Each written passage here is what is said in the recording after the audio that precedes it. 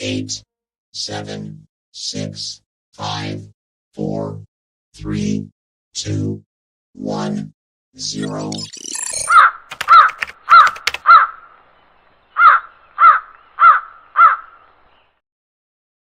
Hello, welcome to Andy Decodes the 12th Dimension. Hello to everyone on YouTube and everyone listening and downloading on podcast. So today or tonight or this morning, I'm joined by Laura Eisenhower. So quick intro and then we'll crack on. So Laura is a global alchemist, researcher, and medical intuitive. I can't say that word. Still can't say it. I'll give up. Astrologist. She is an internationally acclaimed speaker who's presented her work worldwide. She is a great-granddaughter of President Dwight David Eisenhower, and she reveals exopolitical information about his administration that has been largely held in secrecy. She is considered by many to be one of North America's leading researchers and experts on health, exopolitics, alchemy, metaphysics, astrology, and galactic history. So welcome, Laura. Thank you for joining us. Great to be here. Thanks for having me, Andy. Anytime. Sorry I messed that bit up.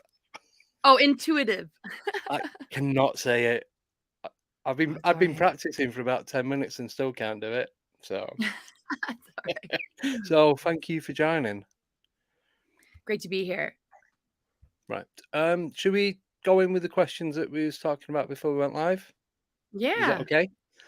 Oh yeah. So this one is from one of the viewers' fathers. It's a 3-part question, so I'll just do one bit at a time.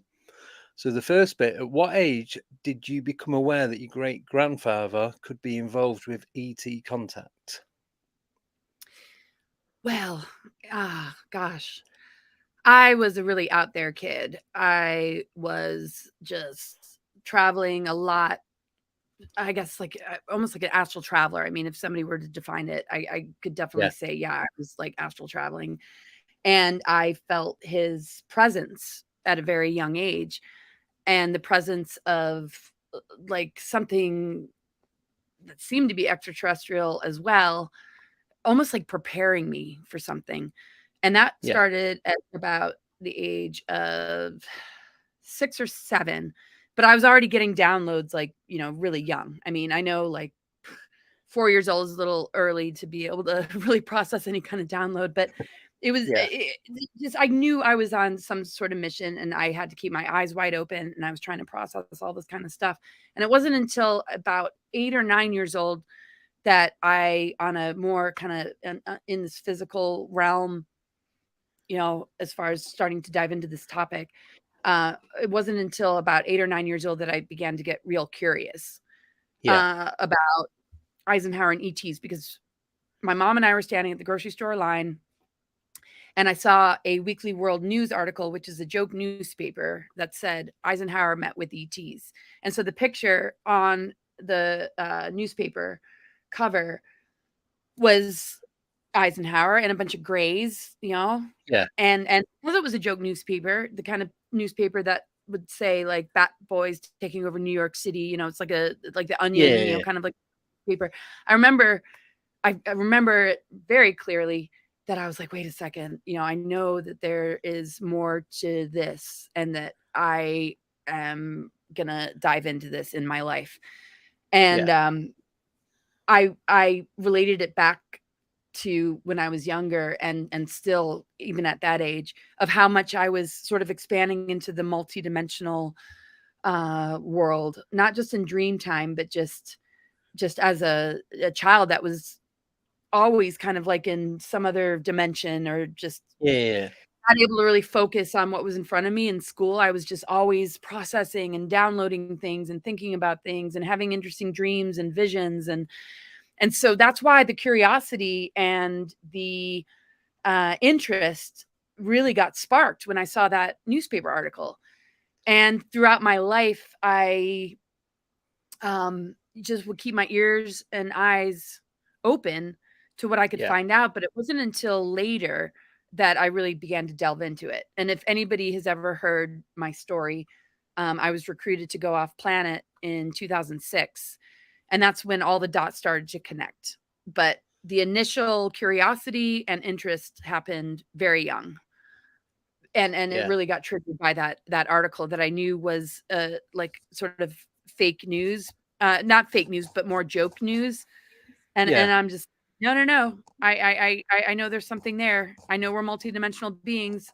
I was processing so much already about the different programmings or the different things that were influencing humanity, and all these things that were like kind of calling my attention, that it made sense to me that there was some sort of extraterrestrial presence here on Earth.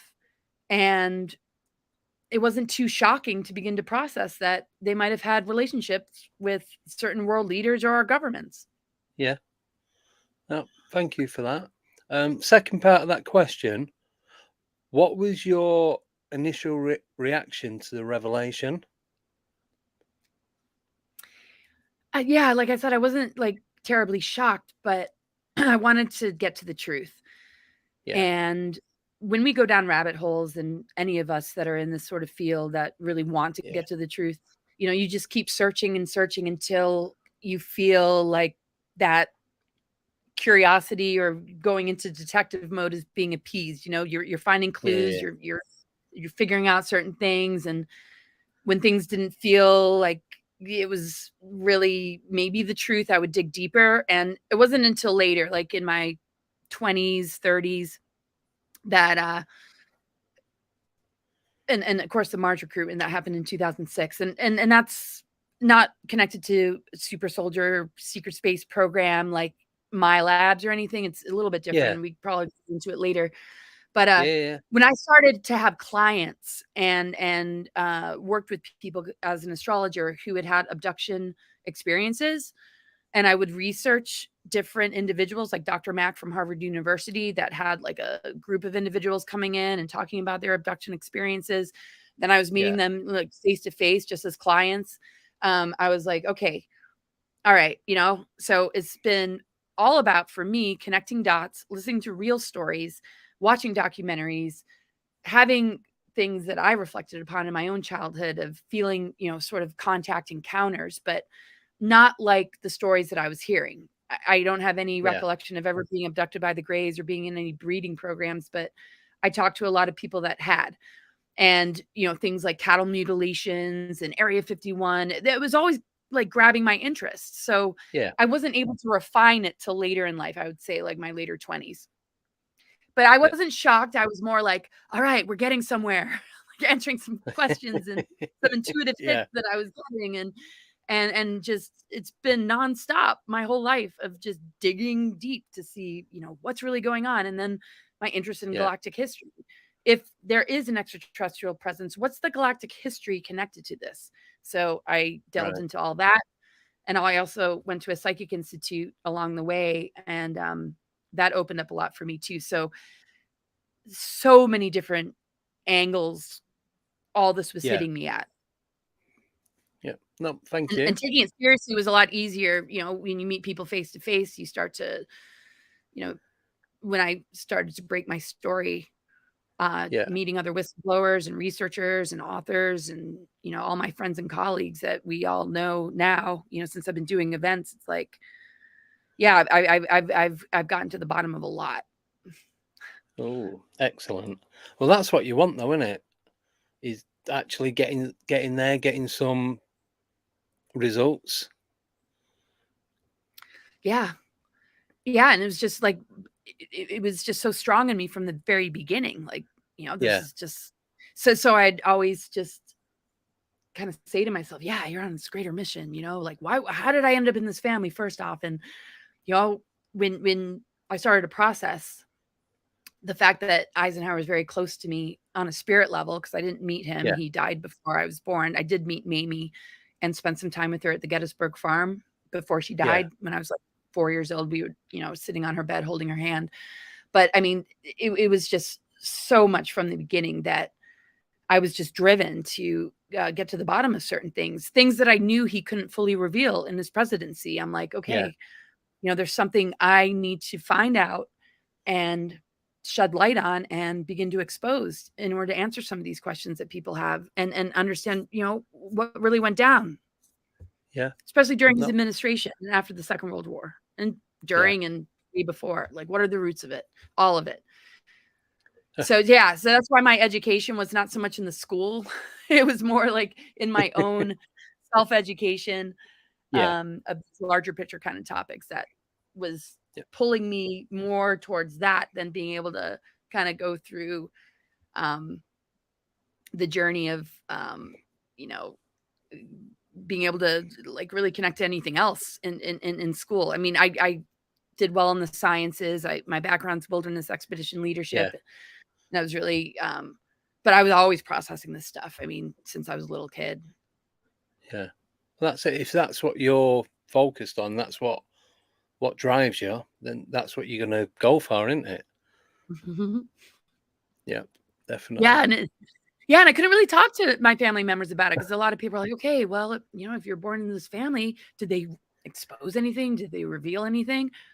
Yeah. These conversations really didn't happen. And I tried, but it's interesting to grow up in a family like this, though, because if there is, this kind of contact or, ET government connections, you would think that if you're raised in this family, you'd see a lot of clues or evidence of it, but nothing was really handed to me. It was more my own personal journey. But, people are curious because we know about some of these presidential bloodlines being very connected to these agendas. Eisenhower is a very different individual, and the way I was raised is very different than what you would see in other presidential families. There's no MK Ultra or SRA, and I'm just going to be careful with the words that I choose. There was none of that. I did hypnoregression. I went to a psychic institute because as I was diving into these topics and I was learning about other people that had experienced these things that were affiliated or linked to or related to a presidential bloodline or a royal family or all this, I'm like, I didn't have that kind of experience, even though there was a targeting and an attempt to pull me off of this. It has to do with timelines. When I was offered invitation to go to Mars, and it wasn't just an invitation. It was a part of something that actually was presented to the Eisenhower administration, connected to alternatives 1, 2, and 3. So we can kind of dive into that. I don't want to go too fast, too far, but when you start to experience things firsthand, it helped me to just have more to go on than just what I might read on the internet. So the biggest clues and the biggest dot connecting were with the clients and the people that had these experiences, that were telling me these stories, the documentaries, and also what I experienced firsthand. And it helped me to just establish a stronger foundation in myself, so that when I read things on the internet, I could kind of tell, disinformation from, actual truth. There's many. Yeah, because there's a lot of false narratives, and there's a lot of stories being told about Eisenhower's contact with ETs that I've discovered actually aren't true. Yes, he did have contact with extraterrestrials, but it's not the stuff that you would read on the internet. A lot of the information I've come to find out has not been published yet, has not been made aware. Now, why do I have confidence about the information? I can talk about, because I'm very discerning. I'm very skeptical. I very much like to vet and kind of ask all the tough questions. And before I say anything or present anything, I have to sit with it a long time and make sure it lines up with a lot of other things.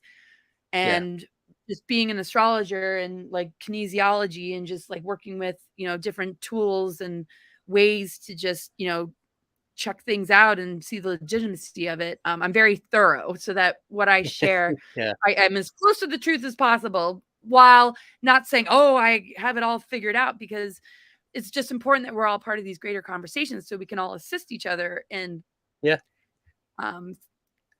figuring it out. Well, that's what we're all here for, aren't we? Of course. So the next part of that question, is, why do you believe this meeting with the ETs took place? Well, there's the meeting that people hear about, the Greada Treaty, that I've been told didn't take place with Eisenhower. It was MJ12 that did it behind his back. Right. The reason I feel he had meetings with other ETs like Valthor from Venus is because it's like, as much as I'm a seeker and I go down rabbit holes, sometimes this stuff just comes and finds me. And I run into it on a synchronistic level. Like, for example, I was invited to do a talk in New York, in Montauk, but it was about more spiritual things. It was with Kathleen McGowan. Right. I hope I got her name right, who's an author, and the event just happened to be there. Somebody found out that I was going to be at that event, who had never really heard of me, but she was told by her guides, you need to go meet this woman, because her spirit guide was Valthor, she said. And she was very close also with the spirit of Eisenhower.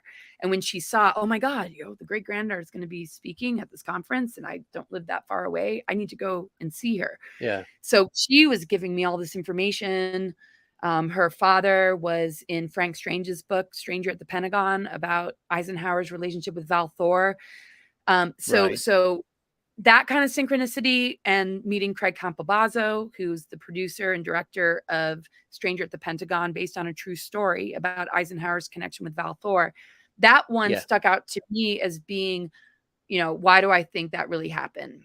I was meeting people that directly knew Frank Strange's, and Craig Campobazzo actually had his own contact experience with some of the ETs, or the Venusians connected to Valthor, and had written about it and was doing this movie. So that really sparked my interest. And when I was researching it, it's like, okay, Valthor was put on VIP status for 3 years at the Pentagon. So there's photographs, there's overwhelming evidence as far as the people that I've been meeting. And these are just two examples, because Elena Denon, and I'm not, there are aspects of what she shares that I completely resonate with, and some I'm just, not sure about, but I'm not saying that to dismiss anything that she shares. But I wrote forward to her book about Valthor, says we will never let you down, and part of her book is about a time when she met with Valthor and asked him about me, and that she just had some questions about me, and he responded and said she's right to have questioned the ET government treaty or something being signed, Yeah. which would be known as the Greata Treaty because it was done behind his back. Okay, so that was one person. Then Alex Collier, before I met Elena, had written something about a certain level of the three-letter organizations had set this up, and it wasn't Eisenhower. So I was like, okay, well, that makes sense. And then they were working together too and had become affiliated. And then I met Dan Cooper from the Earth Alliance, senior advisor to the Earth Alliance. That really blew it open for me about Eisenhower and Val Thor's connection. So what we hear about on the internet, with the first contact being with the Nordics, and then the Nordics warning us about the Greys, and then a treaty being signed with the Greys, is actually a false narrative. And the reason I confidently say that is because all throughout my life, noticing these synchronicities, paying attention to them, writing them down, analyzing them, sitting with it, and trying to, really like uncover the truth and devoting myself to the truth, whether I like what I hear or not. This is more important to me than attaching myself to something that would be a falsity. What I found out from Dan Cooper blew my mind, because he said that actually Val Thor warned about the Nordics and the Greys, because the Nordics were actually still in alliance with the Dracos and the Nazis. And he warned about the Greys, and between him and Eisenhower, he was able to petition the Guardians in order to intervene and not intervene as in like rescuing or saving, but intervening to a certain degree, as far as like Val Thor was like an advisor, right? He went rogue. Right. A lot of yeah. So I better slow down because we can like unpack this more slowly. But I guess one important point I want to make is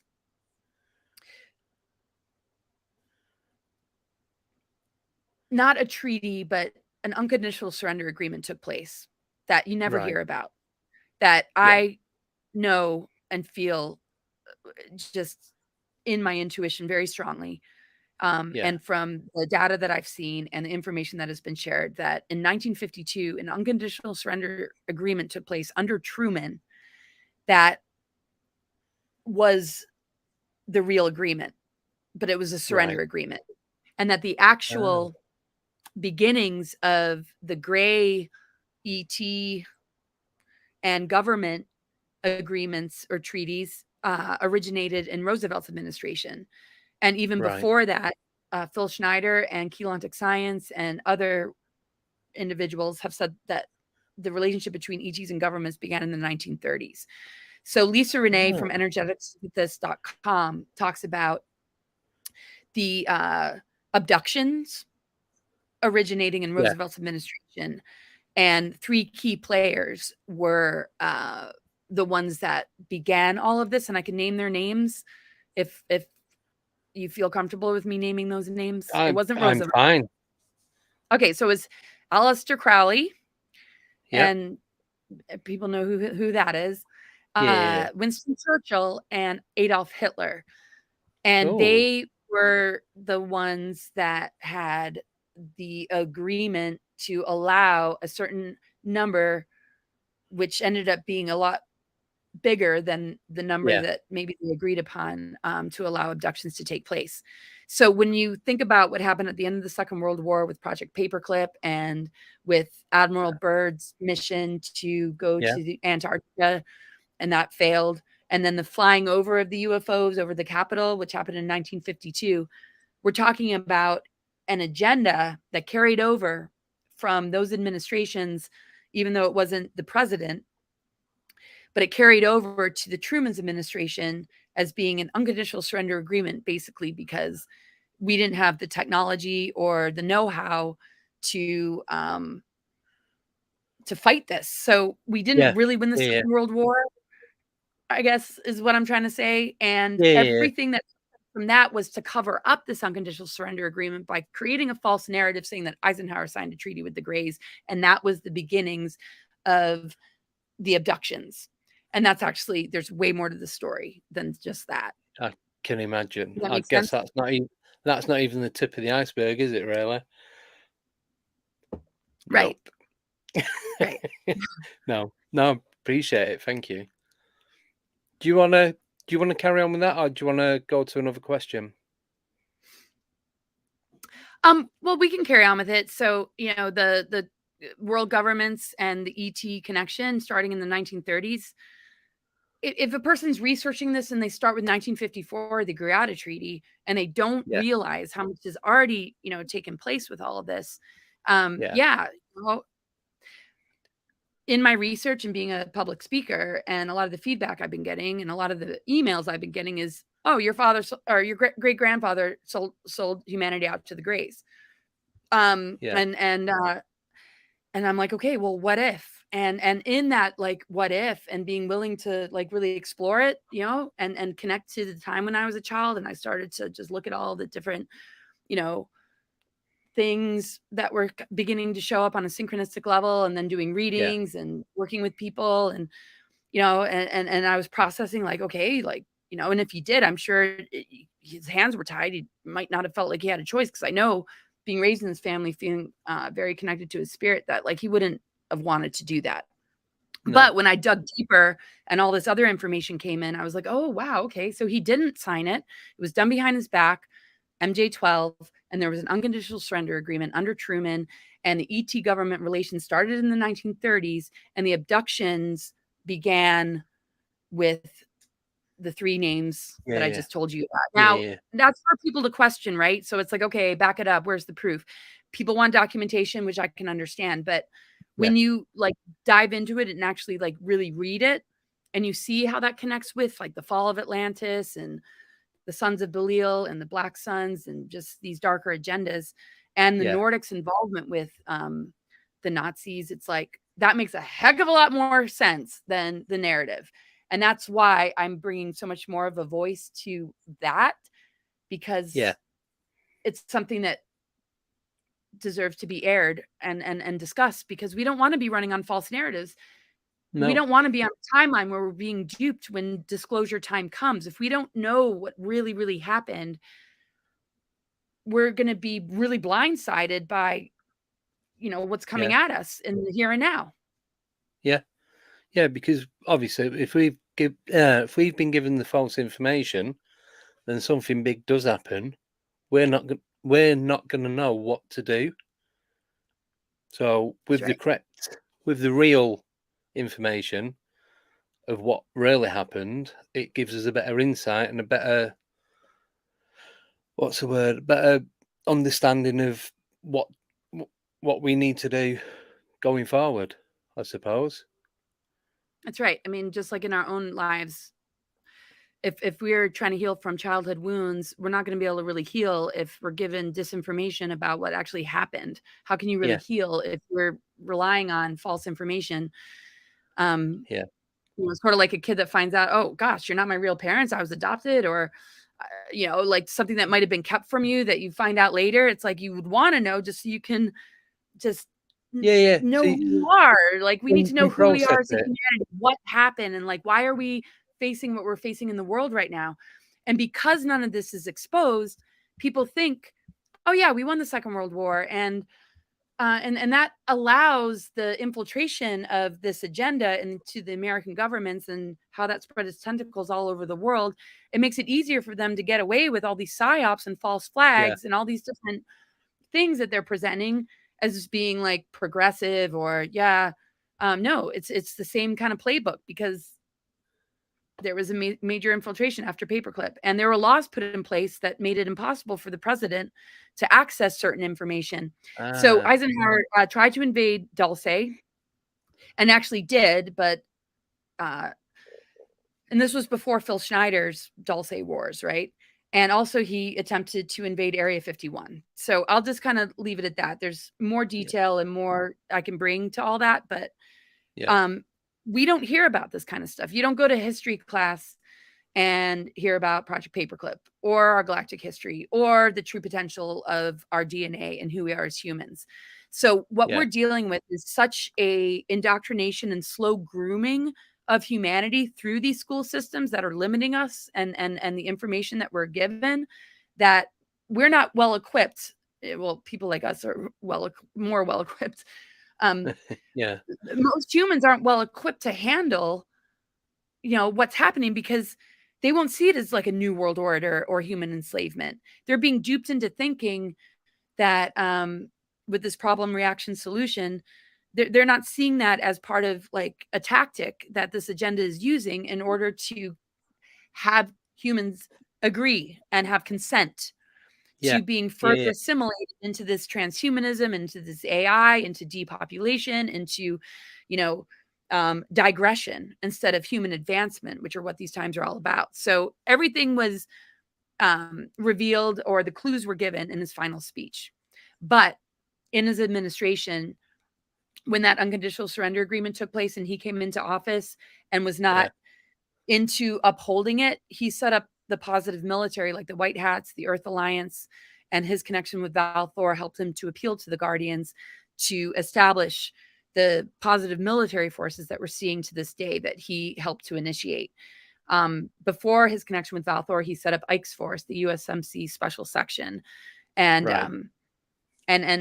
so it's like, whoa, well, that's all good news, And after really delving into like the possibility that he signed a treaty with the Greys that would allow abductions, I'm like, okay, this is starting to make a lot of sense. And again, I wasn't like, I go down the rabbit holes, but a lot of them are triggered by the people that find me, and synchronicities that have appeased my quest for truth to actually find the truth without knowing what I was going to discover. It was like just a huge revelation. It's like, wow, okay, that makes sense. And it does. And that's why I share it. You can't just share it from one person. It's like, so when I go to events, I'll have people be like, actually my husband served in the USMC Special Section. Randy Kramer, who people know, he was in that. But, when you run into people or you attract clients that validate these things that I'm hearing, that's when it really begins to become like grounded. Like, okay, now I'm like very reassured that this is actually the truth. Cause, you start to, connect with people that, you start joining the dots then, don't you? And it all becomes one big picture rather than loads of little ones. Excuse me. That's right. Yeah. We're getting there slowly. All right. Next question. Is that okay? Sure. So, did President Eisenhower know about the existence of crashed UFOs prior to the briefing document of 1952 he was given when elected president? I mean, I'm not him. I can't speak for him, but I do believe that he was aware. I mean, but that's just me, right? I can't speak for him. I know that there's channelers, and I am very skeptical about channelers that, might be able to answer that question. I like to just have my own direct connect with my intuition and synchronicities, ask questions, and let life kind of answer them for me. Then, because there's I just feel like there's a lot of imposters. There's a lot of, there's a lot of fake stuff out there, isn't there? Yeah. I mean, I do feel, 1947 and beyond Roswell, there was a lot of crashes, and the different things that they noticed during the Second World War too. I think he was very privy to the fact that there was this ET presence, and there's so much like I could share about not just his connection with Val Thor, but other star beings, and I have it on my blog. But I mean, that's linked to Area 51, reverse engineering of crafts, and then what we hear Dan Burris talking about with J-Rod and Timeline 1 and Timeline 2, and how much Eisenhower knew about all that. I mean, here's a president who's just trying to run the country and all this kind of stuff. And because, he was, aware to a certain degree, he wasn't in the negotiations with the darker sort of agendas connected to sort of like an alien and like takeover that's like, to me, I feel like took place thousands and thousands of years ago. That is showing up in the way that it is. Like, he was more privy to the solution and working with those that could, help us to kind of get out of this mess, because he was really like locked out of it all.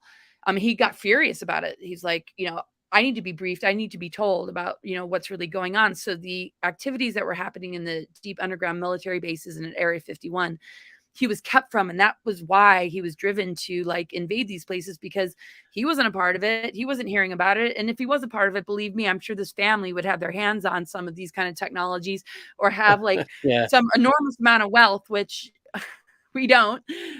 No trust funds, and no. And his background is like, he's a farmer boy, right? So, it just goes so deep. No,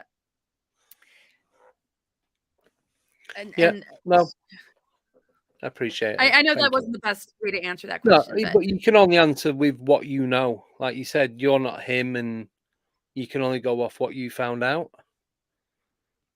That's right. That's right. Yeah. So, anyway, this Dulce battle, though, that he initiated, it was the U.S. Army Rangers and the Green Berets, and it was told to me that they lost 30-1 back then. And this battle, it was different than the one that occurred a decade later in 1969. So, right. I mean, if an unconditional surrender agreement took place, and Project Paperclip and this infiltration, took place, I mean, we're seeing it in the geoengineering. We're seeing it in the chemtrails. We're seeing it in Project Mockingbird and fake news and all the different things that we're up against right now, which most people can at least acknowledge is a war on consciousness. It's a spiritual warfare now. Mind control, social engineering, indoctrination of our children. And this is kind of where the war has come to. All these facades and cover stories to cover up a deeper scenario. Of what's really going on. Mm-hmm. Yeah, what we're not being told about. Yeah, and just for the sake of your channel, it's just like, we're just, I don't know.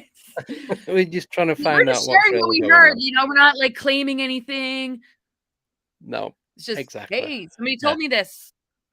Yeah, we'll go. Apparently, just say apparently at the end of everything. We're all good then. Yeah, apparently. Apparently, that might have gone down. Yeah. No. Oh, thank you. Appreciate it. Really do. Right. Got a few more questions, if that's okay. Mm-hmm. I'll just start the first one and work through them. So this is from Nickname. She wants to know, can you tell us more about the Mars recruitment? Sure. Are you able? Yeah, and I'll try and make it real brief because it's kind of a long story. Right, so, okay. I always felt there was an attention on me starting from childhood, especially as I was exploring all these deeper layers. As I was just able to like come more to terms with it over the course of time. I just noticed that there was just some kind of attention on me, and it became a lot more pronounced when I was in high school. I could just tell that there was just some kind of attention on me. Not like I was being watched or followed, but it was like there was just something, and I couldn't like really figure it out. And it wasn't until later when I stumbled upon the Berkeley Psychic Institute, which I was not heading in that direction to go. I was going to go to an herbal school in California, and just somebody like bumped into me on the street that was having like the psychic fair and invited me to be a part of it. I was in my 20s. My kids were already about 7 years old or so. And it was just all these different weird things were like happening. And I just was like really lost and confused. I maybe just because of the multidimensional nature of myself, which we all are, right? But I was like really just constantly out of my body, constantly traveling, constantly processing, constantly downloading. I had this like just this feeling like every time I try and create something, it's like something tries to sabotage it. But I'm like, well, I'm sure it's just me, because I always like focus on the inner work, and I'm not going to just look outside myself or be like, oh, something's doing this to me. I'm like, I must, there must be something I need to clear from past lives or this and that. So when that person bumped into me and I wasn't able to pursue the herbal school because they didn't have enough applicants, I didn't really know what my life direction was. So I ended up going to the fair. And the minute I walked into the room, one of the psychics that were there that was, more kind of old school, like had been there from the beginning, a very more well-developed, psychic reader, immediately said to the whole group of people, "Oh, Eisenhower just walked in the room." And I was like, "What?" Like, because I wasn't even carrying the last name at that time. And I was like, "Whoa, okay, well, they definitely somebody's really psychic here." And so we were doing just kind of they were doing like readings, and one of the readings I got was, this woman said, you really need to ground yourself. You're never really in your body, and you're holding on to all this stuff, and it looks like there's some sort of weaponry on you. And anyway, and I was like, whoa, whoa, whoa. I'm like, wow. Because I tried to bring this stuff up growing up and nobody really knew how to process it. And I realized, okay, I'm kind of on my own here. And I know I'm on a mission, so it doesn't need to be validated. I'll just kind of go for it. But I kind of hit a wall. I had kids, and it was just life was getting crazy. And I just felt like the partners in my life would just like turn really dark on me, or there was just some sort of like anomaly that was happening that just didn't seem organic, like it was coming from something else. So anyway, they helped me to get clarity. And then at the end of that day, I went up to the woman who said that Eisenhower came into the room. I said, "Hey, when I walked in the room, you actually like said that, and I'm related to him." She's like, "Oh yeah, he's one of your spirit guys. He came in the room when you came in the room." And I'm like, "Okay, I'll sign up for some classes and courses." I'm like, maybe they'll help me like make sense out of like this crazy path. So after all that, and they saw this weaponry or psychotronic weaponry or some kind of attention on me, which validated like my intuition. And they said, "No, it's not bad karma. It's just, you got a mission. And so you're targeted." And they tried to help me. They're like, "There's really nothing we can do. You're just going to have to kind of face this kind of message." I kind of let go, and I'm like, well, wherever these control forces are taking me, I'm just going to go with it, because I can't seem to just create what I want to create and just kind of live my own life. Even though I was, into these kind of topics and everything like that, I'm like, there's something else. So I ended up moving back to DC where my mom lived, and I lived in the basement that had a kitchen, and it was like a little apartment. And I was raising my kids. I was a single mother. And I just decided, I can't just like be holed up here. I need to meet people. And I saw that there was a gathering happening in Charlottesville, Virginia. I'm like, "Oh, cool," and I was online, kind of in these groups, and I was all about like the Christ-Sophia, divine blueprint, and I was, exploring all this stuff like on my deeper spiritual path and soul path, just about some of these topics. Um, you know, anyway, I found out about this thing. I'm like, "Yeah, I should probably go." So I went to it, and it was Beltane, and it was just sort of a camping like thing. And this man approached me, and we kind of hit it off. And I felt he was really familiar, and we acknowledged how familiar our connection was. And we ended up hanging out the whole night. And he's like, "Well, you live in DC. I travel there and go to these meetings, and I can come see you." And we kind of started dating. But the meetings he was going to were actually with a group called the Aviary, which are connected to MJ12. And so he started to tell me, like, "Yeah, we have a plan to go to Mars, and we really want you to go." And so I thought, like, I just met this guy, and we had like a great connection on a soul level. We just met sort of randomly, just at a festival. Not randomly, but like I thought, like, oh, like we meet, soulmates and soul family just through the synchronicities of life. But I mean randomly as in not randomly, but synchronistically, but not like connected to what I ended up finding out.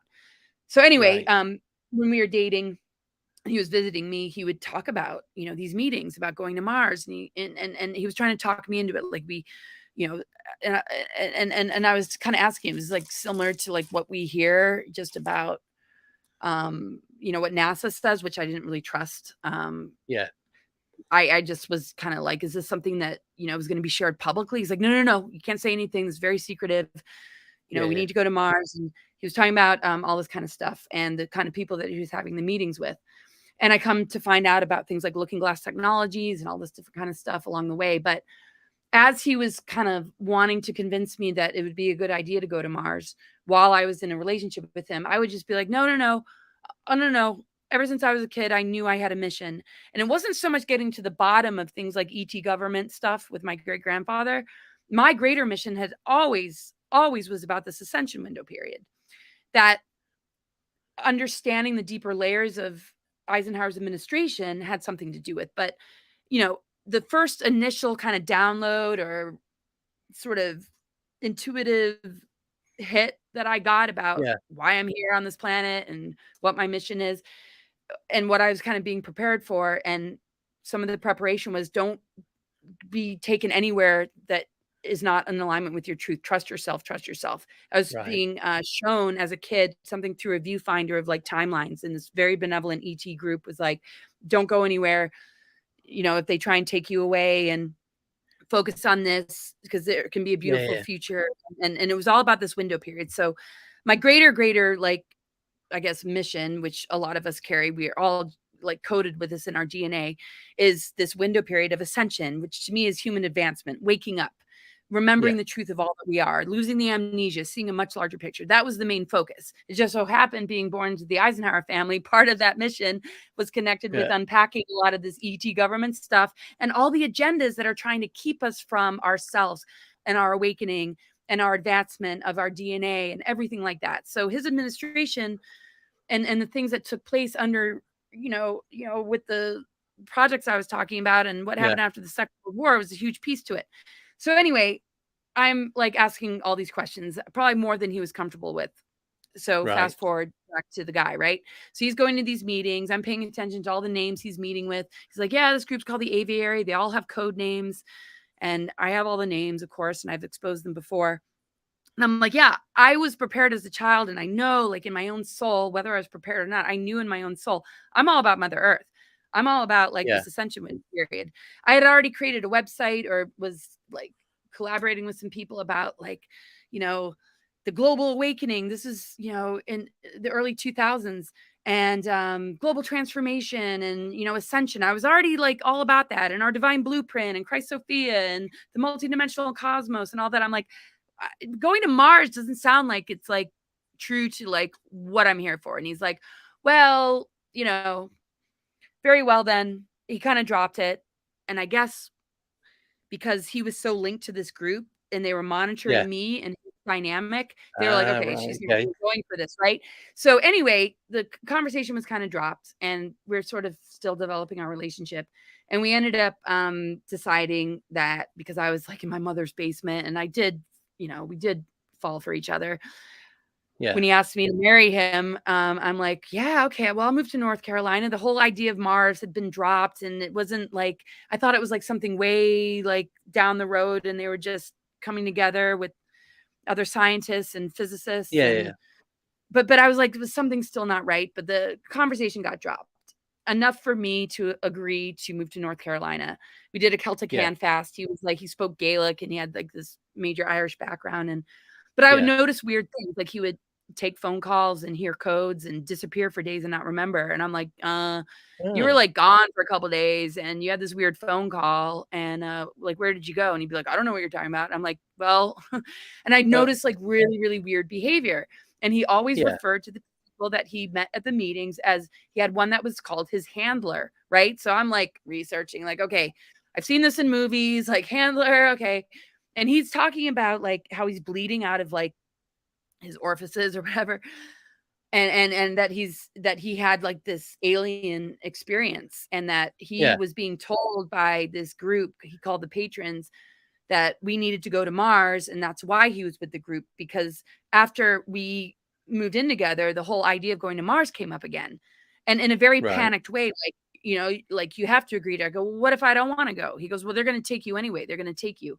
And I'm like, what do you mean? Like, they're just going to take me. I'm like, I thought, you know, if I want to stay on Earth and I want to convince you to stay on Earth with me, great.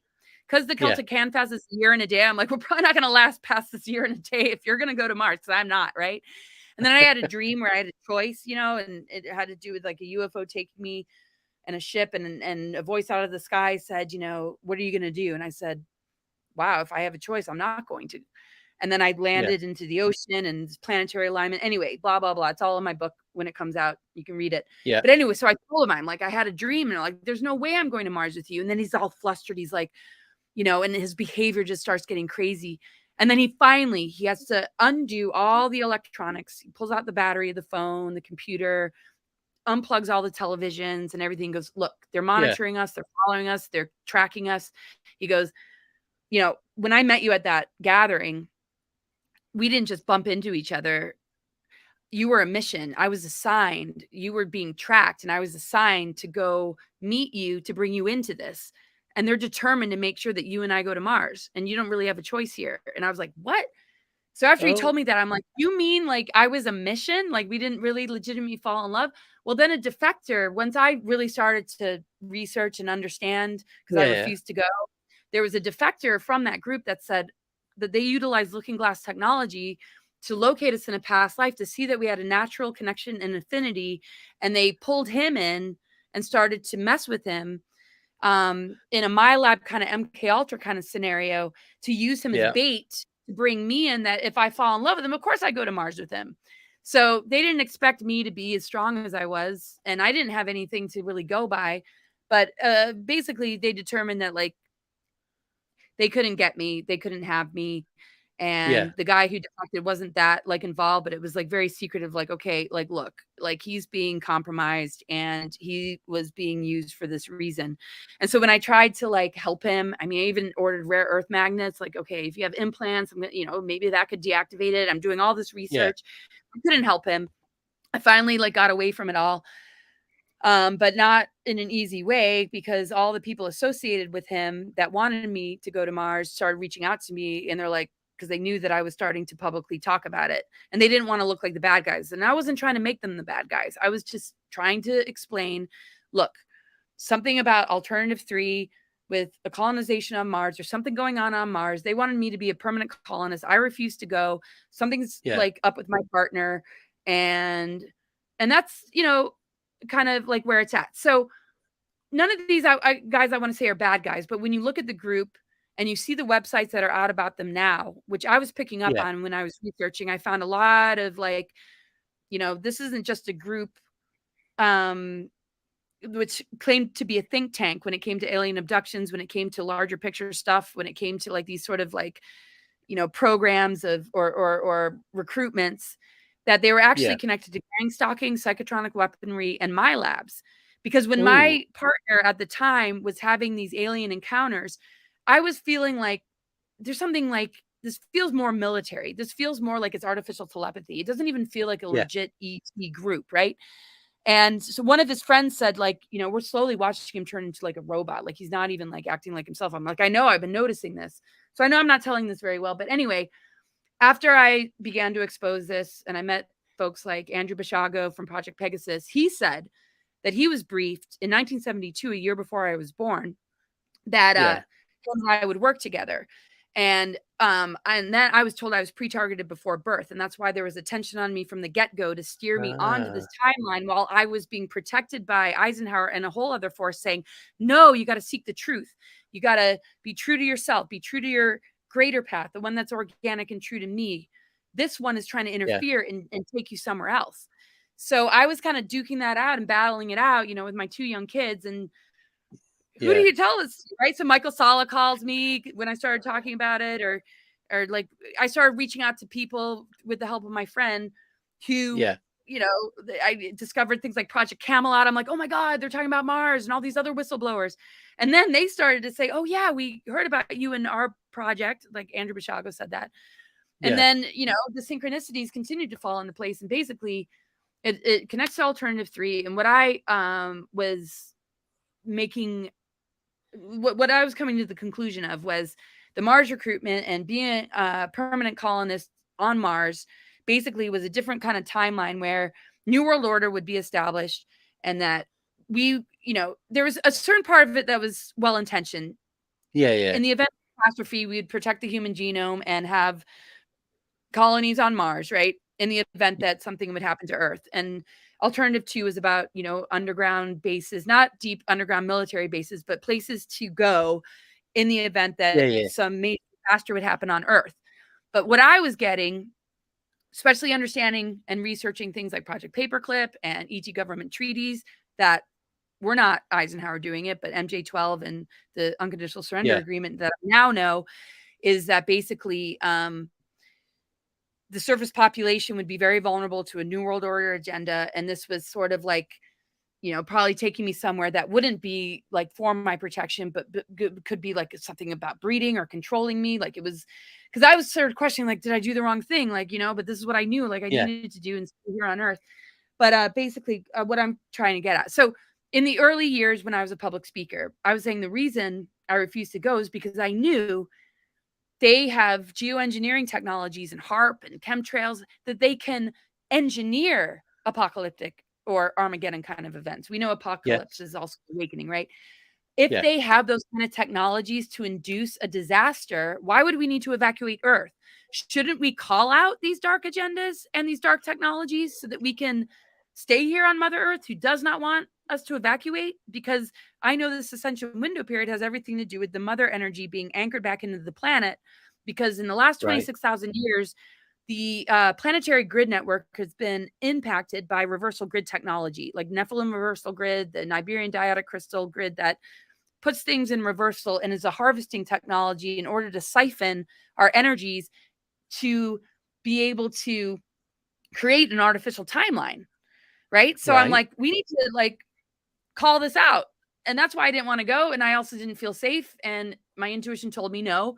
And again, I was prepared as a child, which was also why, to go back to your first question, I was very curious when I started to see things related to ET and government stuff, because I'm like, I already feel this attention on me. I'm already having weird dreams.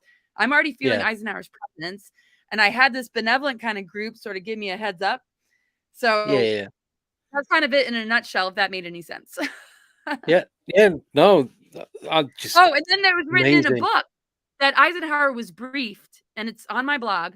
This book was handed to me. Somebody's like, I read this book, and the minute I read this part, I looked online to see what Eisenhower might be connected to this. And basically, and this is what one of the defectors of the aviary group said to me, that Eisenhower was briefed that a descendant would be born to bring about some truths that he wasn't able to share. And that I am still actively doing this in the here and now. And basically, when the woman sent me the book, she's like, they're talking about you. They're talking about you. Because who else in your family is talking about UFOs or ETs and, refuse to go to Mars and this and that. And that there was a whole migration of a very advanced souls that came in 1952, the same year the unconditional surrender agreement took place. So this book was handed to me. It's never been published. And I was like, what is the title of that book? What is the title of that book? And I just found it again. And it said there was and that's why they pre-targeted me, because they knew I was going to be born to expose this truth. And they wanted to hijack me before I was born, knowing I was going to be born, to direct me towards Mars so that I wouldn't be sharing the kind of stuff I'm sharing now. So I'm one of many, of course, that are sharing truths that are hijacked or compromised. But like, am I really hijacked or any of us? No. When we stand for truth and we just keep staying true to ourselves, and remain sovereign and aren't willing to bend, this is how we claim victory, right, on the planet. And each individual has that purpose within themselves to do this in the face of all the social engineering and all the false flags and psyops that we're up against. No, thank you. Appreciate it. Really do. I've got a quick add-on question for everything that you've just been talking about. What are your thoughts with the Vatican involvement? Oh, yeah. I mean, religious structures, medical industry. Okay, so let's just stick to the Vatican right now. Yeah, I mean, oh my gosh. Royalty. I mean, there's an underbelly to any huge power structure, including religious institutions, including even the Mormon Church. I mean, like all these different, there's an underbelly and an infiltration to all of this that is connected to these darker agendas. And a lot of the clients that I've worked with, people that I've interviewed, have been abused by individuals in the Vatican and dark rituals. And as we see, there's been a big epidemic of pedophilia in the Catholic Church. Now, anybody who's Catholic who has nothing to do with that, you don't have to just consider yourself a part of that. It's the same thing. I mean, I know a lot of close people to me that are a part of the Catholic Church that are some of the most wonderful spiritual people. I'm not religious. I'm more into my sovereign spiritual path, but Yeah. I don't want, like, people to, just like with any ET group, if there's something evil or negative going on, that it means everybody who's involved is a part of it. Of course, that's obvious. But yes, Yeah. the underbelly of the Vatican and just the symbolism and what you just see and like the things that people have been exposing. I mean, there's no doubt, of course, there's an involvement. And the thing is, they want this sort of disclosure to be coming from the governments, or the Pope says something about ETs. And we got to put it upon ourselves and not be answering to those groups or institutions telling us, because they'll give us a version of it that will be in some form of alignment with false disclosure or even a fake alien invasion. I mean, these are not the sources that we want to get this information from. But now that we feel or hear that there's more of an opening and having these kind of dialogues, look how watered down it is compared to I was going to say how diluted it all is. years, and starting in the 1930s on more of a level with our, physical governments. But this has all been covert since the fall of Atlantis, 13 families, the galactic wars that are older than that, our ET genetics that have now been scrambled, the higher harmonic universes that exist in our DNA that is now scrambled fire codes that's called junk DNA. This is what humans are waking up to. That's why we need to know what this agenda is, what they're trying to take us away from, so that we can begin to switch this stuff on, so that when we are beginning to make some kind of contact, we have discernment. And because a lot of benevolent looking ETs are connected with the dark agenda. And if we don't have the discernment within ourselves, and if we're not advancing ourselves from within, we're not going to know how to answer to it. We're not going to know what to believe. And when we saw the plan, what happened since 2019 take place, look how many humans are vulnerable to just hearing something from an outer authority, coming through the news, coming through a religious institution, coming through some kind of world leader that they're completely duped about. So well, I'm not saying anything about that, but it's just, and I don't want to say ridiculous. like if you're like, we've been duped, and that this is just maybe, right? Just pretend that they've been duped. Maybe they haven't been. We get duped all the time. I mean, how many of us have survived narcissistic, abusive relationships, whether you're the man or the woman? I mean, the thing is, what is awakening all about? Finding your truth, finding a greater truth. When you find your own inner truth, you're going to navigate this world a lot better. You'll be able to see through the lies. And then it's up to you to make choices based in, answering to yourself first, your own intuition, your own truth. And if you're not working on developing those things and you're externalizing everything and giving your power away, I have to say that a lot of that outer authority is not leading you down a very good path. Now, in order to be able to break free from that, remember, you're the greater technology. All this dark technology is imitation technology. All it wants to do is throw you into a lower vibration in your mental body so that you're easily assimilated into something artificial, because you're not in divine wisdom. You're not in your greater intelligence. You can reclaim that at any time and reverse all the damage that's been done. So don't lose faith if you've been duped that you can't come back around, because we're the more advanced technology here. That's why we have to be careful with anybody coming to save the day that might be of an extraterrestrial nature. We have to develop ourselves enough to see through the trickery of any potential false disclosure or contact that might not be in our best interest. But the thing is, if people want something to be in charge, then they're consenting to this kind of dynamic. So maybe that's the direction certain souls need to go down. But that's why I feel a bifurcation is happening, because those that aren't a frequency match to that and really want to claim their sovereignty and live in truth are heading in a completely different direction. Don't you think? Yep, definitely. 100%. Totally agree with you on that. But all souls will eventually return home. It's just, this is where they are with their journey. Sometimes you have to get super lost and just have some event like snap you out of it to bring you back.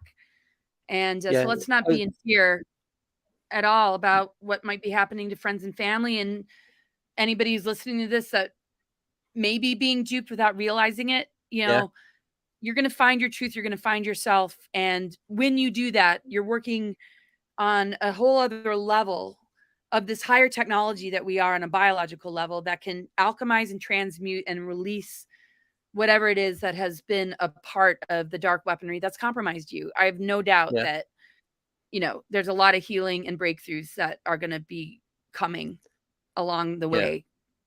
They're already happening. Well, so like you said, it just takes that one, even a little thing, just to trigger it to release you from what's going on, and that's it. That's all it takes.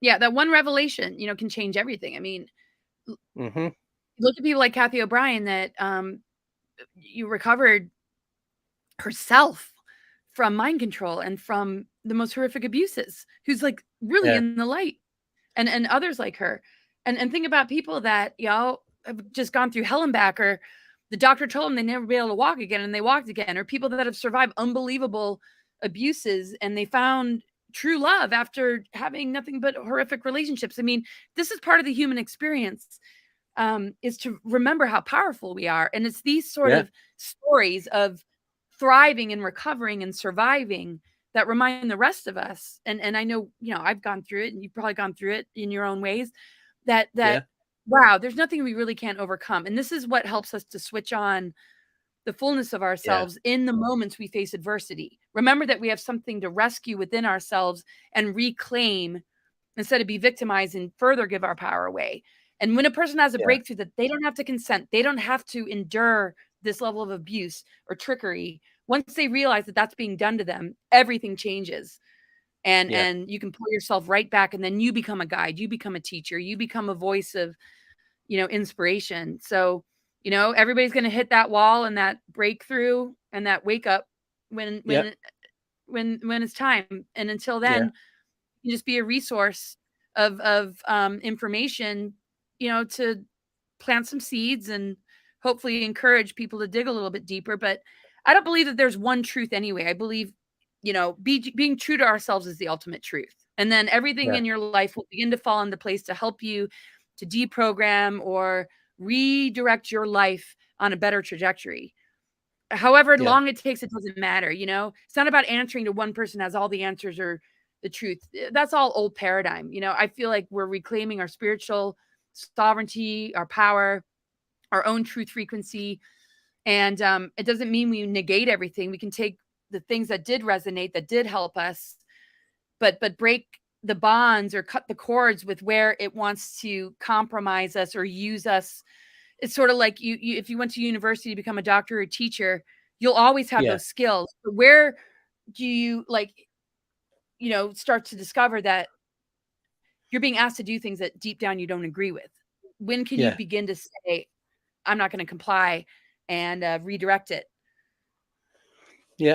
Don't go into survival about the paycheck. Know that when you answer to a greater calling, the universe will support you. That's what this ascension time is all about, I feel. So I hope I'm not saying too much on. No, not enough, probably, as they'll be saying in the chat.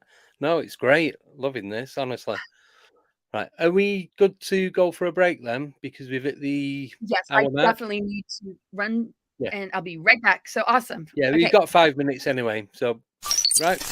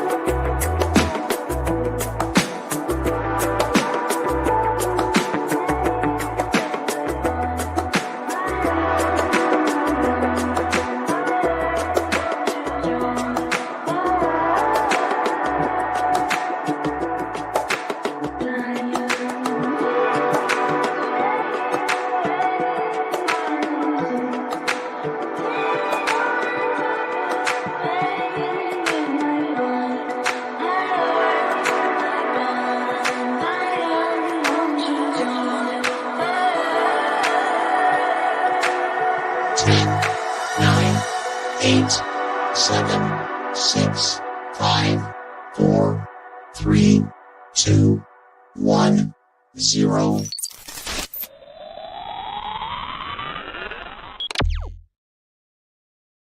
And we are back.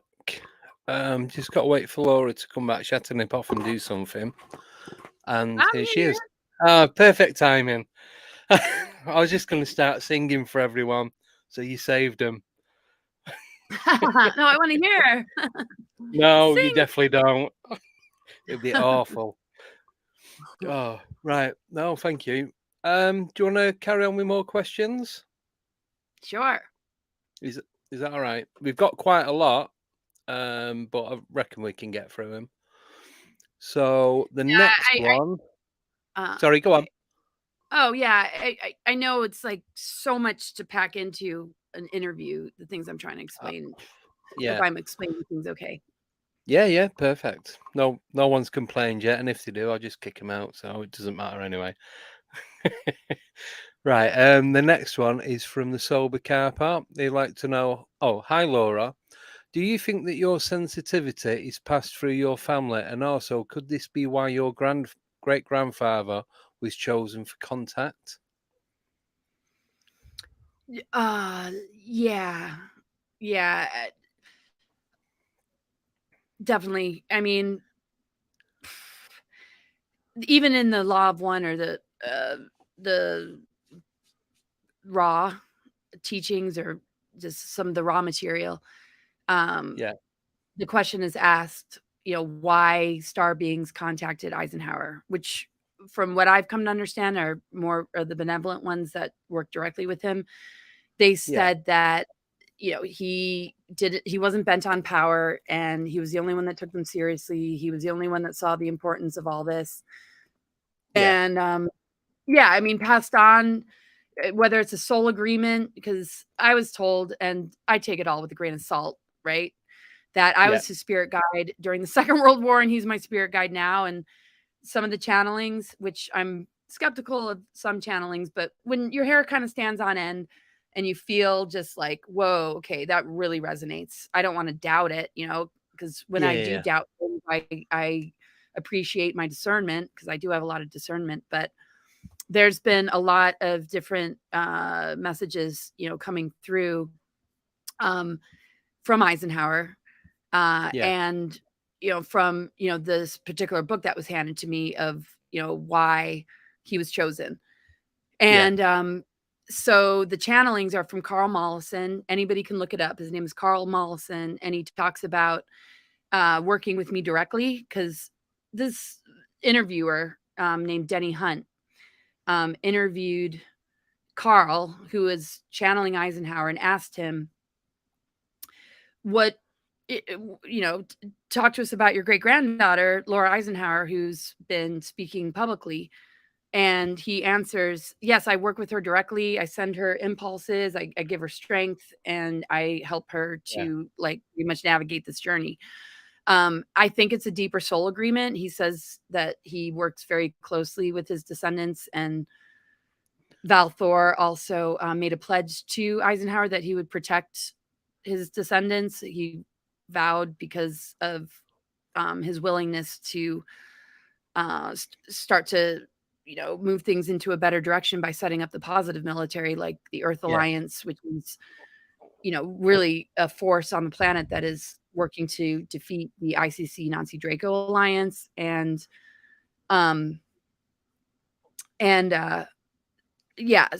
this other star beings connected to the Dakota star beings that are, connected to the Native Americans, that also chosen for a reason. And I have much more that I can expand upon to answer that, just with the information that I have, but I can just give you kind of like the short version. So, for example, that's fine, so between 1945 and 1951, there were many who came from distant worlds and made numerous efforts to travel here to put an end to the psychopathic mindset of madness, with their constant threat of wars against them and the human governments on this world. Quite a few star visitors had been shot down and survivors captured, tortures, then held in secret by the vicious hands of those ignorant minds and cold, dead hearts. After numerous failed attempts, a new and very successful contact was made with a very highly respected military figure who would then enter your U.S. government in the very early 1950s. He was a man with a very understanding heart and insight who completely understood all that had been divulged to him by the star visitors. An agreement was then made between them to teach humans how to create a more advanced way of long-distance communications in exchange for a genetic search by the star visitors to begin locating the descendants of those who were lost to them here long ago from other worlds. And so that goes back into our galactic history. Supposedly, the Dakota star beings helped the Lumerians. And so anyway, they said, yes, I did say a genetic search. What was never shared with military officials in early 1953 from the star visitors, except for this one man, was that an infiltration plan into human society worldwide was already in effect as late as 1952. This was through a surrogate program agreed upon between the star visitors and their native relatives on a global scale. The migration of many light lives to enter the newly born here amongst you all would become a new generation of people, each with a specific talent and soul memory imprinting of specific tasks to be carried out in your future. Again, the secret plan was shared only with this one man of great importance within the United States government. Only he fully understood the dire necessity for the whole truth to be told. He was offered a gift on behalf of the Guardians for his much appreciated, heartfelt understanding and assistance. A light life was going to enter his future family, and it was promised to him. And it says that life did arrive, and today still continues to fight on his behalf for the truth to be known by all who are waiting. So a light life is a higher intelligence energy form of light. And that's what this book says to the Dakota, Lakota, and Nakota people. This was the star beings that connected to Eisenhower, different from Val Thor, right? So there's more than one group. And so when this book was handed to me and she said, okay, still continues to fight on his behalf for the truth to be known, they were able to intercept this information. And that's why I was pre-targeted, because knowing that I would be exposing this kind of stuff or bringing a voice to this kind of stuff, which he could only warn us about in his final speech about the military industrial complex, even though he had set up these things like the Earth Alliance and Ike's Force and the White Hats, that a future descendant would be born. So what this defector of the aviary that was connected to that partner I told you about, when they found out about that, they might have had like a mole or a plant that had been able to retrieve that information. That, I believe, was the reason I was pre-targeted. And now a huge migration came in. So advanced souls doesn't mean it's like, to me, an advanced soul is like an activator, somebody who is here with a specific calling or mission to bring to humanity, to help those that I wouldn't say are not advanced, but maybe have more amnesia, more dormancy in their system, more unconsciousness that they would need, like on a human level, to experience certain individuals that are willing to kind of dig deeper than the narratives being steered to become a resource, because they're born with more memories and recall of what their mission is. Like I said, I knew I had a mission from a very young age. It doesn't matter when you wake up to that mission, but whether you know it from the get-go, whether you know it along the way, whether you're activated because you run across this information and then you begin to feel into your greater calling and purpose, then you advanced yourself. So you're either an advanced individual or you're a human that's willing to advance yourself. So I don't like these labels. I don't, put labels on me like, oh, I'm advanced. But I definitely, from a young age, I think the reason I was more switched on early on is because I was like, how did I end up in the Eisenhower family? And here's the spirit of Eisenhower kind of visiting me. Here I'm being prepared for something. There's no denying that this is actually happening to me. And I feel like it was just a huge catalyst to just grow up in this family, to begin to process this kind of stuff. Because I'm like always asking, like, why? Like, how did I end up here? And then yeah, it just got really kind of downloaded to me. And of course, the projections of, okay, she's got ADD, or she's like got learning disabilities, or she's a little crazy, she's a little kind of out there. You know, Yeah. you have to kind of look at like, okay, well, not everybody's gonna maybe go for this, but you know, you have to be true to yourself no matter Yeah. what kind of feedback you get. And those that are willing to like listen, that aren't going to be those projectors or going along with, you know, whatever you're being told to not like be open-minded to, you know, how many people have been willing to look at this kind of information or go to these events or listen to a show like yours and be like, okay, yeah. And then they Yeah. advance themselves because it resonates with something deep within their own intuition. Yeah. So, you know, the word advance, you know, doesn't need to be like an ego thing. It just would mean you got switched on a little bit earlier. You were more willing to dig a little deeper. Now Yeah. you're a resource and you can help accelerate the growth of a person that's willing to look.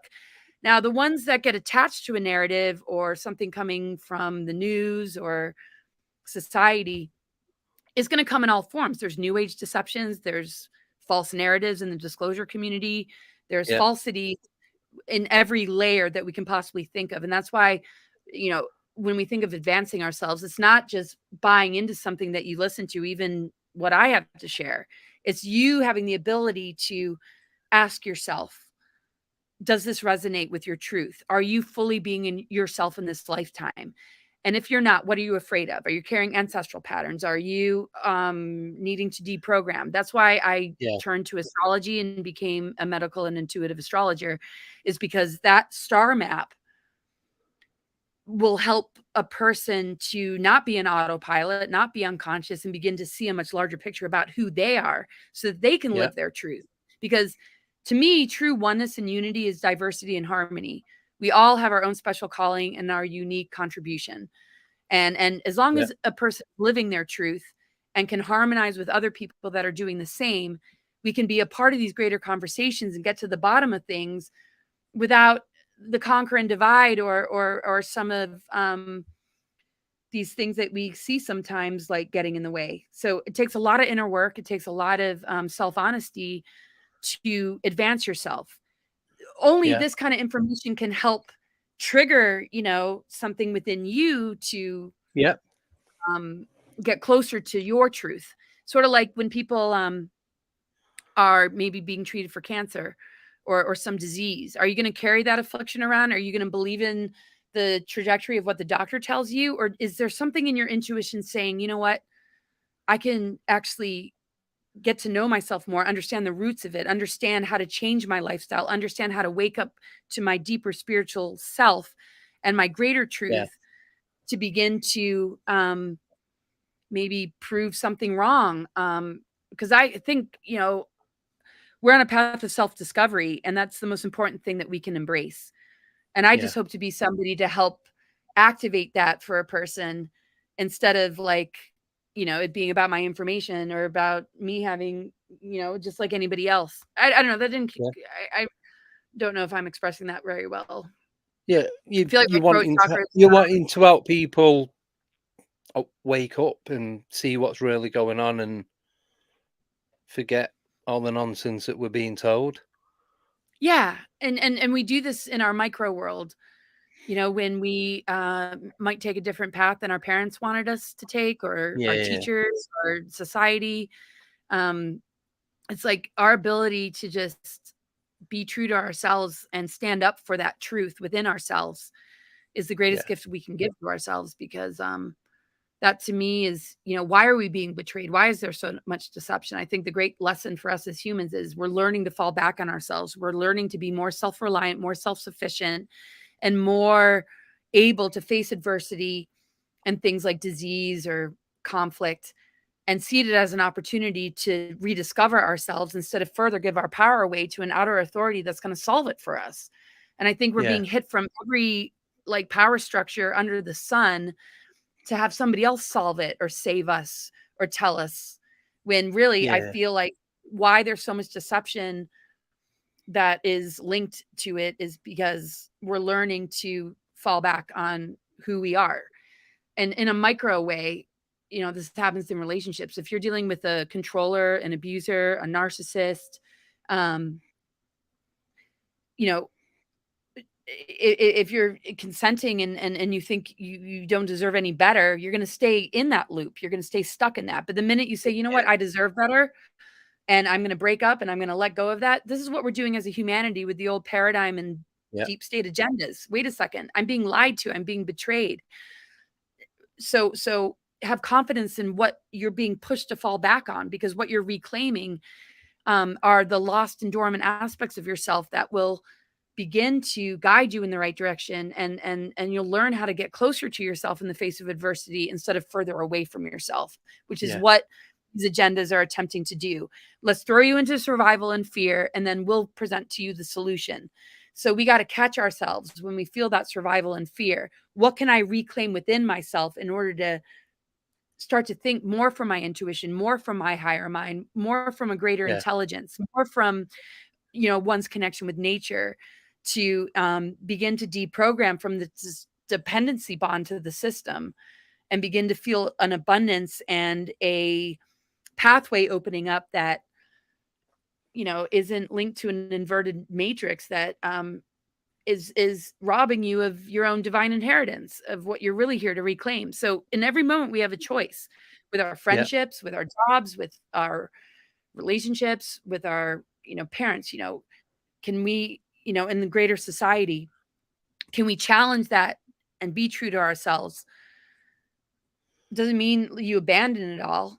Can you be appreciated and still loved for taking this different road? And if not, then have a boundary, and maybe they'll come back around. And I think a lot of people recognize in the last couple of years, the amount of divide and conquer and division based on people's choices has been the ultimate agenda. What if we can still love in the face of our differences? Even if a person's going down, the inverted matrix path, can't we still love them unconditionally? Can they still love us and respect us for our choices? Because I think if we can maintain the connection to this higher love and compassion and understanding to how difficult it is to deprogram and realize the reality that you invested in might be false, that we have patience and compassion and understanding for each other. Sort of like if you see a friend with somebody that you don't trust, or you see the red flags and they are not willing to, you're wanting to be a good friend, wanting to point it out, like, hey, I think he's cheating on you, and I think he's embezzling money, or I don't know, or doing something horrible. And that, well, I'm in love and we have a family. I don't want to see this. It's too much. It's too traumatic.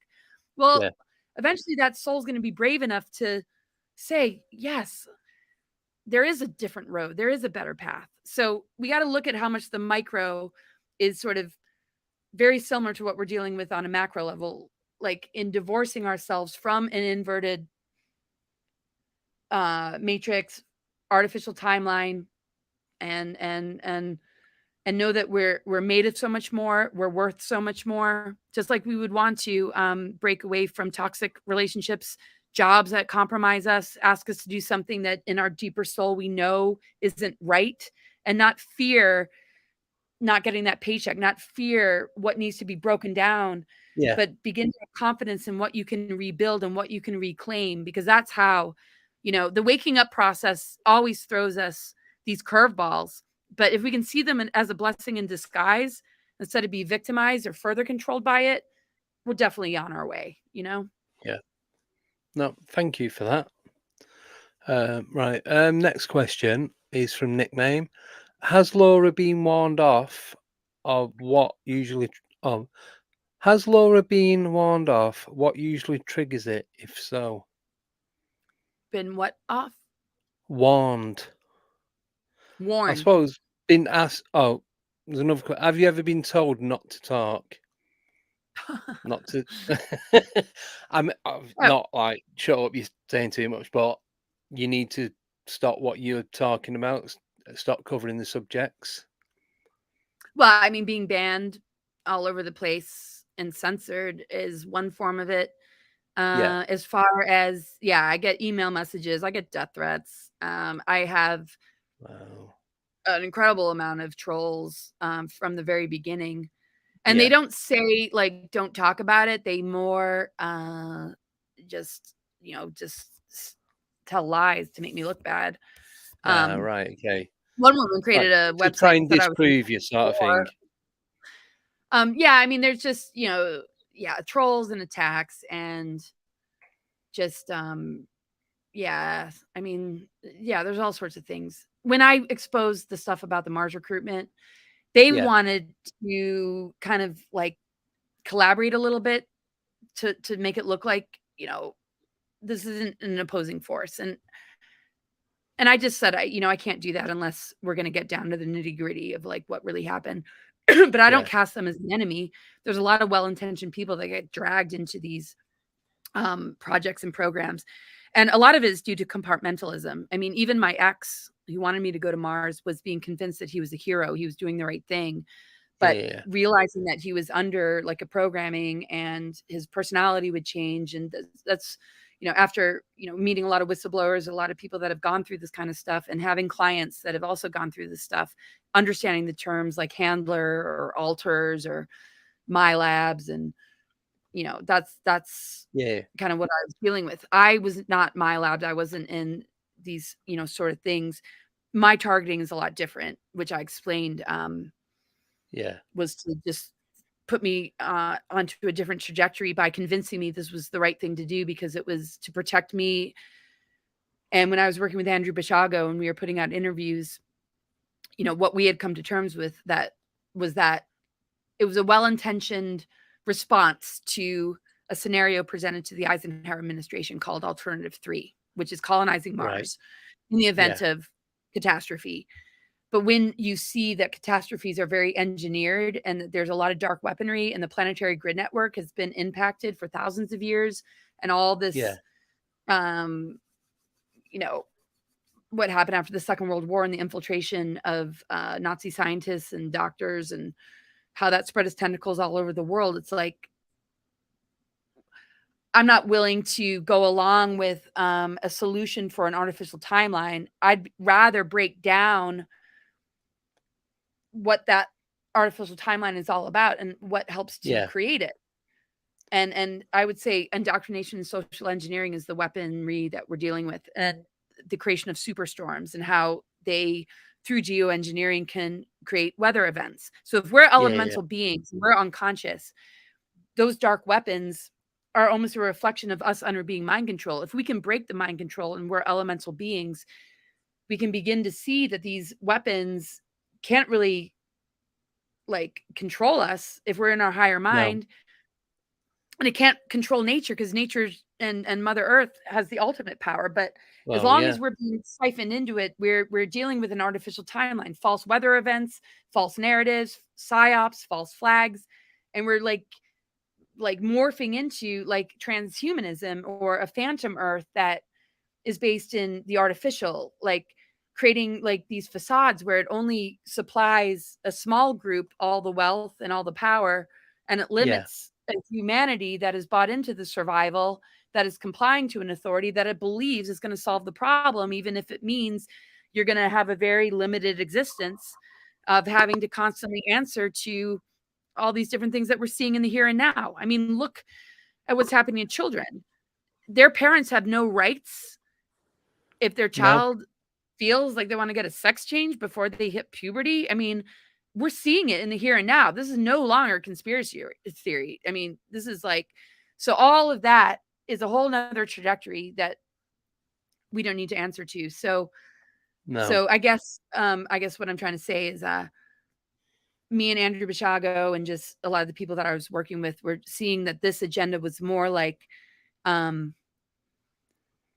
New World Order on this planet, and they're going to pick a select few to go into this place or off planet, maybe to use for whatever abilities they had to bring here to Earth that I wasn't willing to give to anybody else because I refuse to be controlled.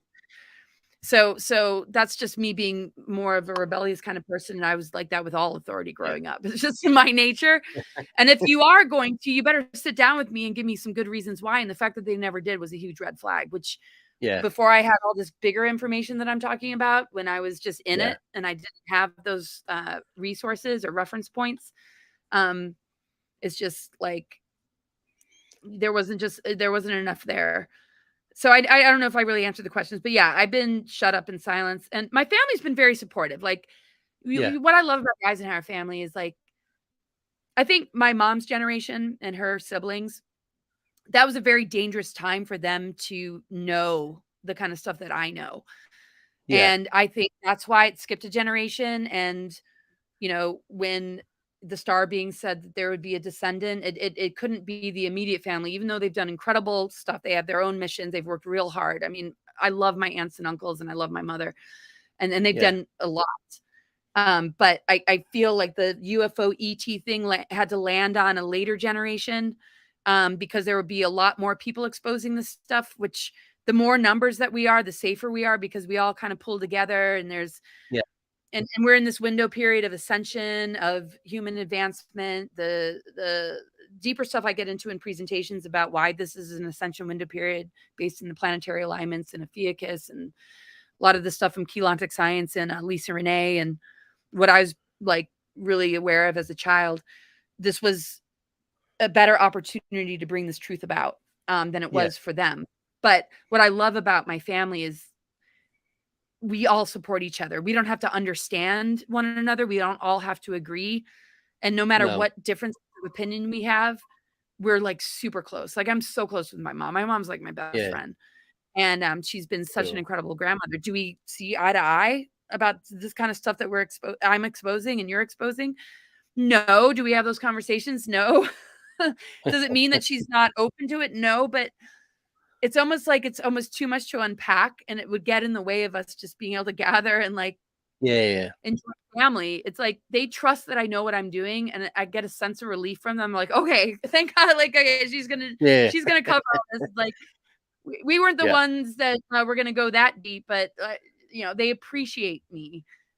They haven't ostracized me. They haven't been the ones that told me to shut up. No. So you got full They support support from the me family. from afar. We just, when we have family gatherings, it's like, but if you give Laura too much champagne at the Thanksgiving dinner, it's like I start talking about Mars and, like, ETs and stuff. It's like, oh, let's change the subject. Let's just go play badminton in the yard with the kids. But, like, I was so close to Ike's son, my granddad, and he was so cool because he used to whisper things to me, just kind of like, and just kind of give me little tidbits of, like, nothing about, like, ETs, but, like, we had just such a deep bond. He taught me how to fly a plane, and he would just say, you know what, I write stories about wars because they need to be told. But Eisenhower hated war. He hated war, but he served, in war. My granddad. But he's like, you know what? Not like, he would say, I'm really a hippie at heart.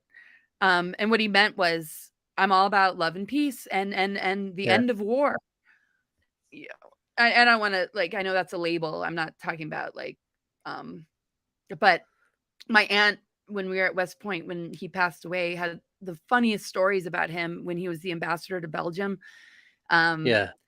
He a VW pulled up, and he was wearing, he woke up, like, he's wearing his sunglasses, tube socks, and his bathrobe, and this VW pulls up. He's like, asking my aunt, like, what are they all about? He's like, oh yeah, they're all, protesting the war. They're all about love and peace. And he's like, oh, interesting. And so he opens the door, walks outside, jumps in the VW, drives off, comes back, and he's like, hey, Mary, if I was in your generation, I'd be one of them. But he's like, but, these stories have to be told. And, like, he was part of, like, being so close to, like, Eisenhower. Like, even looking at the family albums growing up when I was a kid. There were pictures of them going to the concentration camps. So anybody who's a Holocaust denier, and the amount of sessions I've done with people that have family members that were, it's just in seeing the pictures in the family albums, I would say that the Holocaust did happen, but there were more Holocausts and more genocides and more going on than they would expose, because the Zionist agenda is very tied into leveraging that to do, like, things that are connected to a deeper level of Khazarian mafia kind of stuff. And that's a lot to just share right here, right now. But no, thank you. No, all over the place. It's fine. More books.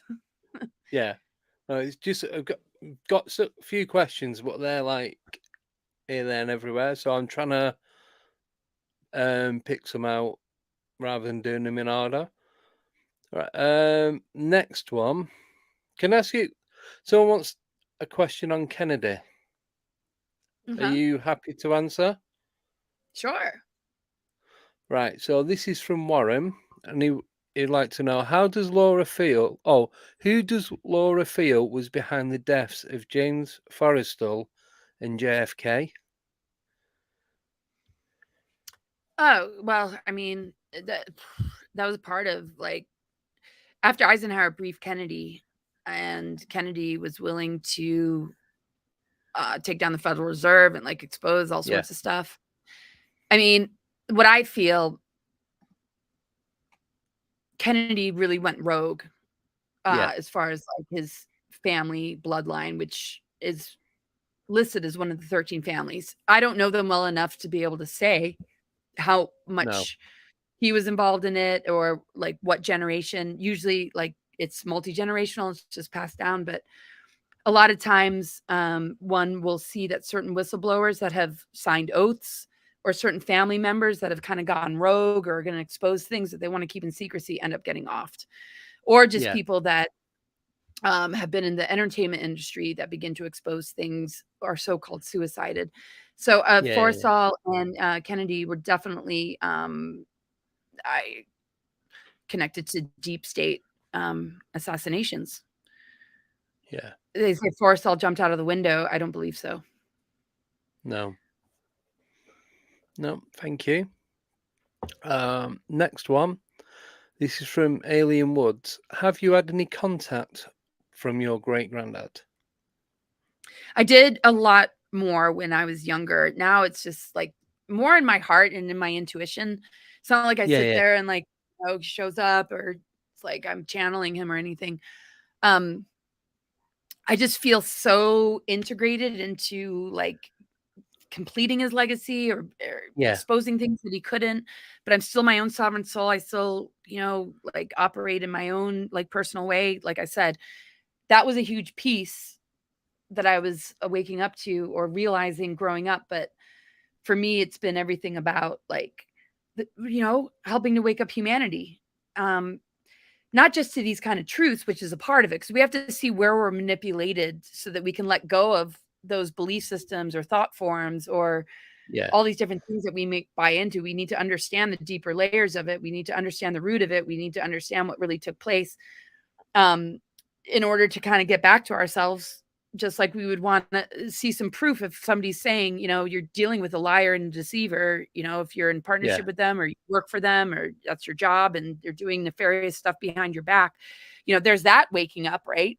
But the deeper waking up to me has always been about understanding that our junk DNA is not junk DNA. It holds higher harmonic universes. It holds our multidimensional remembrance of all that we are, and our greater abilities that can help us to heal, help us to regenerate, help us to create a beautiful future for ourselves in accordance with the planetary energies, and what is the galactic history connected to how this planet became the planet that it is. So I'm sorry, what was the question though? Do I feel... Oh, sorry, I took the question down now. Sorry. With JFK. I thought something after that about sorry, you guys. Sorry, it's gone. Yeah, my mind. Anyway, I tried to answer that last that's one. fine. Yeah. Well, yeah. No, you can only answer with what you know anyway. So Mercury retrograde is so much about. No, I normally keep the question on, but I cleared it.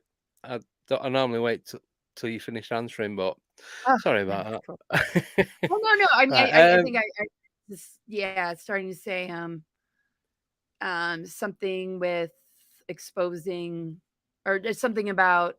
Yeah, it doesn't matter. Let's go to the next one. Yeah, that's fine. I'm sure someone will put it in the chat if they. Yeah, they can come back and be like, hello. Yeah, you didn't answer that bit. Right. This is from Nickname. She'd like to know, are missing people on Mars? So part of the missing 411? There's tons of missing people. There are lots of people have been taken to Mars. Yeah. Some to be super soldiers that have like been put in positions to, that have been a part of the secret space programs. Randy Yeah. Kramer, people like Tony Rodriguez talk about this kind of stuff. So, that's a little bit different, right? Yeah. And there's a slave trade going on in the secret space programs, and they have bases Right. and colonies all over the place, not just Mars. There's a lunar base on the dark side of the moon, supposedly. Yeah. Tony Rodriguez talks about Cirrus colony, and they say that Venus is the one planet that they can't touch, which is interesting because that's where Val Thor comes from, and Val Ah. Thor and Eisenhower formed quite the alliance and friendship. But Yeah. there's missing people all the time. There's a lot of documentaries about it, like people that go missing in national parks, Yeah. people that go missing all the time that are shuffled into human trafficking, pedophilia, and a lot Yeah. of the people that are a part of that kind of human trafficking are also a part of these secret space programs and super soldier programs. Yeah. One of the best people to listen to about this is Tony Rodriguez, because he was trafficked to billionaire homes, but he was also a part of the secret space programs that went to these locations. Ah, right. So I Oh, wasn't in those kind interesting. of programs, so I can't speak on it on this as best as he can. And Yeah. he has a book called Cirrus Colony Cavalier. He's coming out with a new book. I've interviewed him a bunch of times. He's a really good friend of mine, and it's mind blowing what he shares. Yeah. Quick question from me. So when this invitation to Mars came up for yourself, was you ever tempted to go? No. No. No.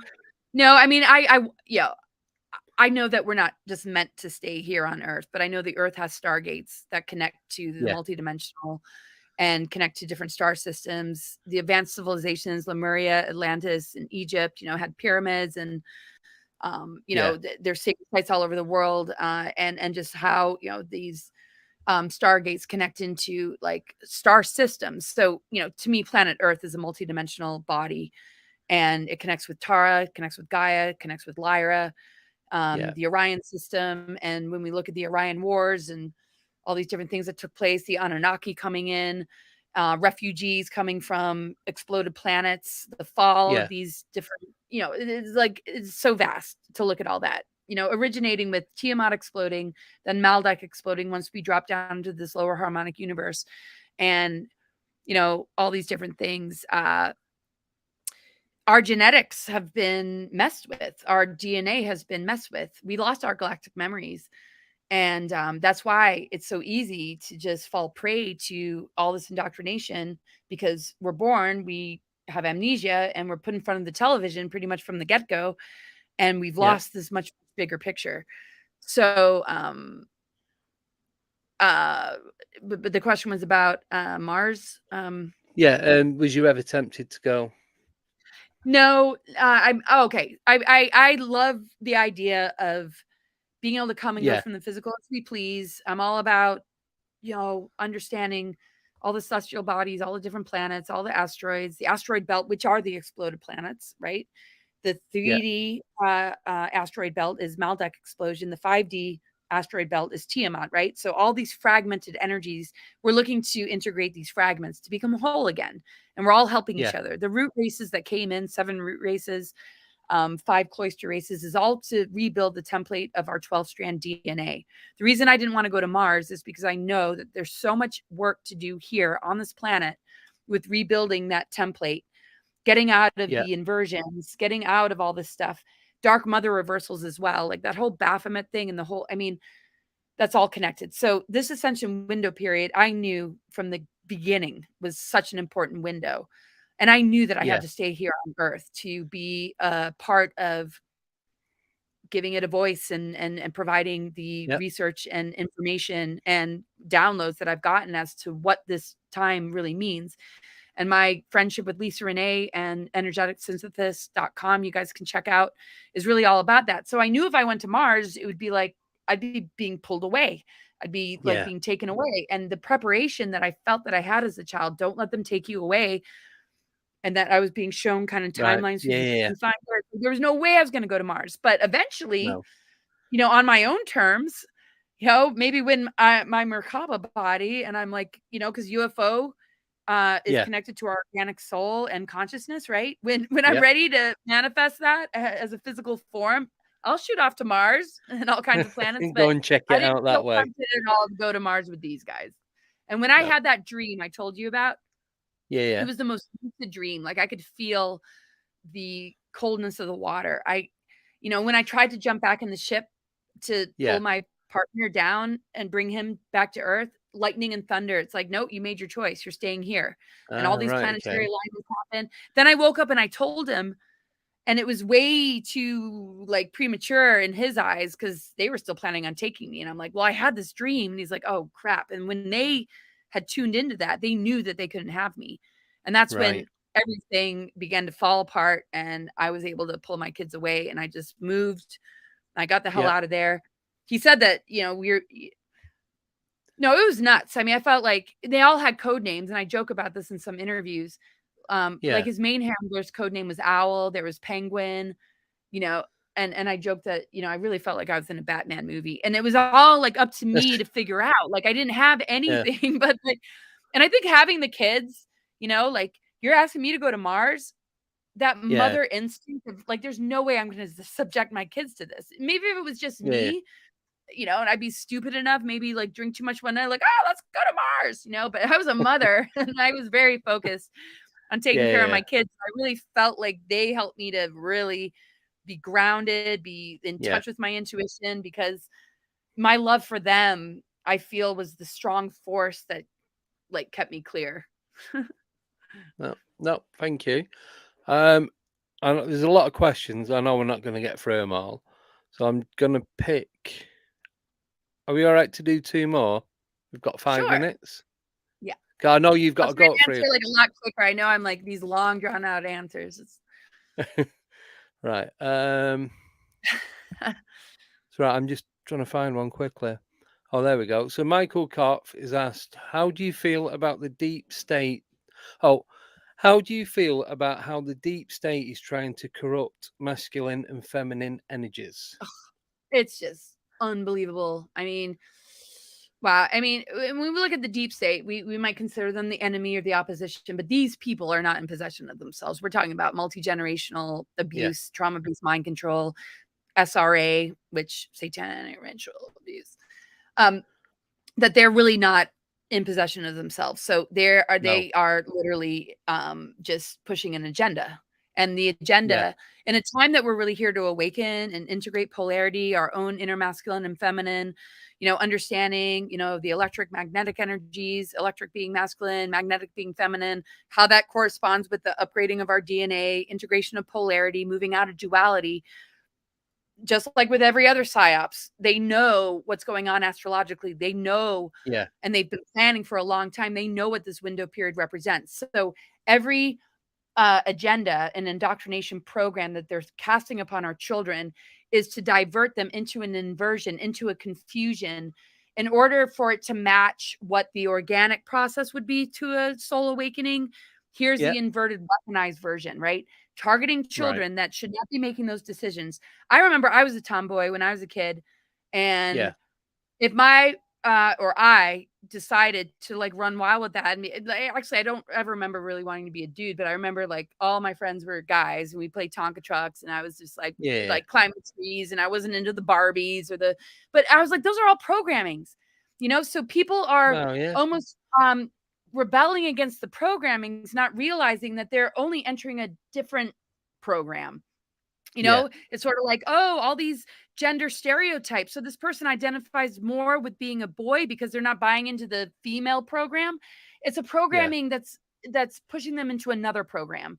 Oh, therefore I identify with being a man or a girl, or if I'm in a boy's body, or vice versa. The thing is, like, when we're kids, we're androgynous. If we watch too much television, though, we're gonna take on the stereotypes, or or feel if we watch too much Disney, all the girls want to be princesses, all the boys want to do this. It's like, how much is that really our truth? How much is that really coming from our soul? So I think there's nothing wrong with a child being like, hey, I'm embracing my masculine side, or a boy embracing his feminine side, for the rest of your life even. But doing surgery and cutting off your puberty and becoming sterile without your parents' approval, and just being something that like you're able to do when you're not even like licensed to drive. You're not even given the choice of like, you can't even drive a car. You're not even allowed No. to vote. You're a kid. I mean, Yeah. this doesn't like raise the alarm for people to wake up. It's there's no excuse. People are all up in No. arms about George Floyd. They can just be Black Lives Matter and they can all be protesting abortion rights and this and that. Why aren't you guys like completely like realizing like this is the worst? This is like the ultimate wake up call. I mean, this Yeah. is absolute abuse. I think, there's nothing wrong with, and I'm not like a moral authority anyway, but like in my intuition, it's like, if you are into same sex marriages, awesome, embrace that. Whatever you feel is true to you. But if you're Yeah. being indoctrinated and you're being told something and encouraged to do something when you're not at an age, you want to get ice cream, your mom's like, you're having too much sugar, right? You have your parents that are guiding the process, right? It's like saying to a kid, you know what? Why don't you go to the candy store and eat anything you want? Screw your parents. It's like, yeah, you want to be a boy, go get a sex. I mean, there's nothing I could think of that is more of a wake-up call that should be creating way more outrage than something like this. It's like, where's the instinct to protect our children? Come on, people.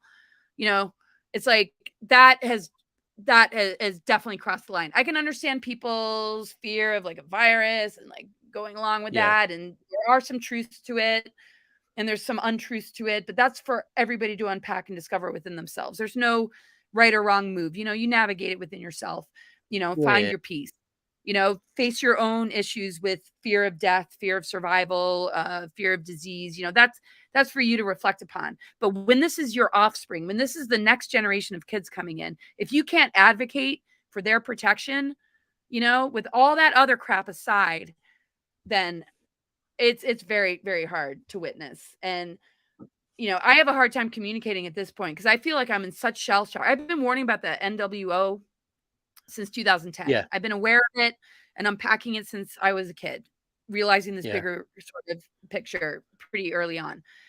This, though, even though I've warned about all of it, it's sort of like you can warn about a hurricane and a fire, but once you're in it, it's just like, yeah, I can't handle it. Yeah. It's just so wrong in every way. I mean, I thought in the 80s with Annie Lennox and Boy George and, like George Michael coming out as being gay, I thought that was the big breakthrough.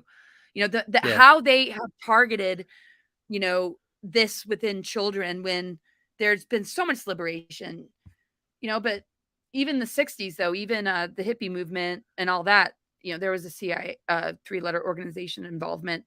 So the thing is with social media, they're able to just really like feel into what kids are dealing with, because they're rebelling against maybe a programming that was presented to our generation that many broke. And that's the problem with having amnesia and uninformed parents that aren't guiding their kids. So this has got to stop. Yeah. It's transhumanism. It's transgender.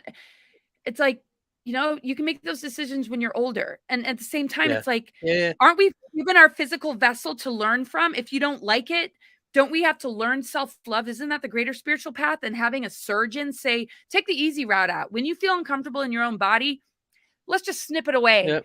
That's putting a Band-Aid on it. And then how can you possibly develop as a soul? Like, how many people don't like the body they were given, whether they feel like they're too fat, they're too skinny.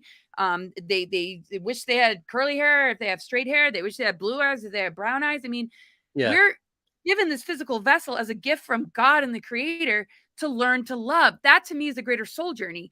And what we're dealing with is, don't go through that growth period. Don't learn to love what you've been given. Don't learn to be yourself in that body and express it however you want, outside of a program, outside of what it means to be a man or a woman or a boy or a girl. Why don't you take on the challenge and just be all that you are, but love your body? I just think it's way too quick of a fix. I mean, look at the epidemic of women getting breast implants just because it's Playboy programming. It's just like, I think the greater challenge, and no judgment, but I think the greater soul development is what we should be focusing on as a humanity. How can we learn to love ourselves and learn to be ourselves with the body that we are given? And if you can't, totally, but make that decision when you're an adult, not a kid. Yeah. Sorry, I get so passionate. No, I love the passion of it all. So yeah, it's great. Right, we have hit the 2-hour mark. I know you've got to go because you go and do another interview soon, aren't you? Yeah, I haven't heard from her yet, but yeah, but right, I gotta make sure and instigate it. Well, I hope this, you know, I know I talk fast and I know there's a lot to share, but and you know, anybody that like really has gone down like a path that, you know, anything that I share is like, it's like whatever it takes for you to find your way home. It's like that's what this human experience is all about. But you know, just determine within yourself, devote to yourself that you will return to your truth, your soul, your deeper, you know, purpose, and don't be afraid to say no or you know, challenge any of this and determine it for yourself. This to me is the Great Awakening. No, thank you. Really appreciate all the answers and the questions from everyone. I am sorry that we couldn't get through all the questions, but we just anytime you want me back on, I'm totally here. Definitely. Before you do go, are you able to plug your UK visit to Glastonbury? Yeah, so I'm going to update my website. My website's cosmicgaia.org. I do a $15 a month subscription for discounted sessions, 15-minute check-in calls for no additional cost, censorship-free podcasts, and gosh, there's more than just that. Astro reports of what's going on. I try and do it every week. And I will be in England August 1st to August 20th. My first stop is in Avebury. There's going to be a festival and I will be a speaker there. I think I'm doing a workshop, and then I'll be in Glastonbury mid-August, I think 11th to 14th. And that's with Portal to Ascension. I will update my website within the week. So check back, cosmicgaia.org. All my alternative platforms are there. My subscription is there. And you can find me there. And I love to work with people with the astrology. And so thank you so much, Andy, for thank you, Laura. It's been people and just being you and doing your mission, and it's great to be here. When we get a guest on like you, I forget the most, and I'm just sitting here listening. Right, but if I'm gonna say, if you want to come back on after you've done your UK visit, and then talk about Glasgow, and I'd love to around the area, that'd be perfect. It'd be good timing that as well. Yeah, so I'll keep in touch. That's great. Oh, that's really great. And thank you, audience, for listening and for all your questions. And also with the subscription, or even just, you know, I don't like to put a dollar to it, but it helps me to keep doing what I'm doing. You can have a consultation, ask me any questions about the material I just presented. You can get a 15-minute, like no additional cost, you know, once a month. You know, you can just come and talk to me about any of this or about your chart. So. Yeah. Well, all your links are in the description. So. We've been putting, or the moderators have been putting up in the chat as well. I'll put a few on the outro video. So if people haven't got it by now, then there's something up with them. Right. Well, I'll let you go then. All right. Thanks, Andy. I know you've got to go. I'll speak to you soon. All right. Okay. Cheers, awesome. Laura. All right, take care. Bye. Bye-bye. Bye-bye. Right, thank you everyone for the chat. I really apologise for not being able to go for all the questions, but there was no way we was ever going to cover any of that in 2 hours. Back on Friday, I've got Albert Rosales on, and that's pretty much it. So if you go to Cosmic Gaia, Gaia, that's her website. Joe will put it up again. I'll stick it on the screen in a minute once it comes on. Click on that. All the information's there. You got a bio, everything about her, what she does, all the different links to everything else that she does. And I think I subscribed to it last week. I've not been on there really. I've not had the time yet. But yeah, so right. Well, that's it. I'm going to go because I'm tired and I need to go to bed. This is a website. I'm going to leave it on the screen. Yeah, just sign up and that's it. So have a great 2 days. We'll see you on Friday. As I said, I'll be joined with Albert. I won't be joined with. I'll be joined by Albert Rosales, and then he's back on again 2 weeks after that, and he's going to be coming on with George Mitrovic. And I do have another special guest coming on that show as well. So it's going to be 4 panel, including me. So take care, everyone, and good night.